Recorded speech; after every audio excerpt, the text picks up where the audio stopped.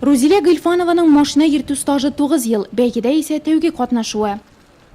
Мен һәр елны телевидение аша күрә идем, мин бик кызыга идем бу конкурста катнашырга.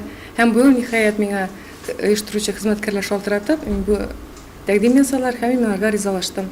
Наталья Львова Нурлатның данлыклы автоледи. Район бәйгесендә 7нче ел катнаша. Шул кадәр үк җиңүче дип табылды. Республика конкурсында район данын яклауда күп тапкырлар аңа йөкләнде. Шәхси рекорды 6нчы урын.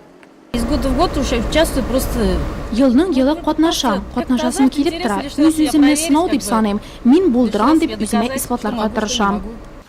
Ике төр биремнәр: юл йөрү кагыйдәләрен белүгә тест һәм фигуралы йөртү. Гараж, змейка, парковка берәүләргә җиңел бирелсә, икенчеләренә шактый тырышырга туры килде. Һәр йыгылган фишка өчен 5 балл алына. Нурлатның баш автоинспекторы автоледиларны күәтләп торды.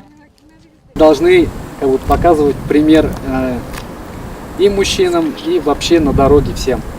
Как мы умеем без нарушений красиво ездить. И как бы этим примером показывать, что не нарушая правила дорожного движения, можно сохранить и жизнь, и здоровье наших граждан.